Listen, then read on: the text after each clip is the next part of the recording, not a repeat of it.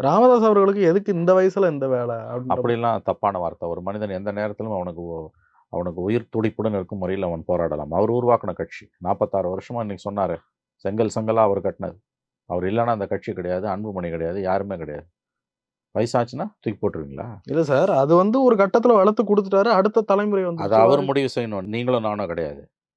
ம். என்ன அன்புமணி அவர் வாழ்ச்சி உருவாக்குன கட்சியா அது? அவர் திறமையால மேல வந்தாரா?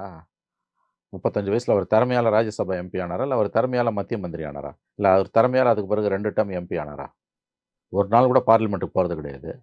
அந்த கட்சியில எவ்வளவோ அறிவாளிகள், விஷயம் தெரிஞ்சவங்க இருக்காங்க. மகனுக்கு மட்டும் ஏன் குடுக்குறாரு? வாரிசு அரசியல் தான். ராமதாஸ் இல்லன்னா அன்புமணி ஏதுங்க? இன்னைக்கு சொன்னார்ல, "உன் பேருக்கு பின்னால என் பேர ஏன் போட்டிருக்கன்னு?" கேட்டார்ல. நியாயமான கேள்வி. ராமதாஸ் இல்லன்னா அன்புமணி இல்ல. ராமதாஸ் இல்லன்னா பாமக இல்ல. இன்னைக்கும் வன்னியர் சங்கத்துல ராமதாஸுக்கு இருக்க மரியாதை, அவருக்கு இருக்கக்கூடிய கண்ட்ரோலு அன்புமணிக்கு கிடையாது. கட்சி வேணா அன்புமணி பின்னால இருக்கலாம். கட்சியில இருக்கக்கூடிய நிர்வாகிகள்.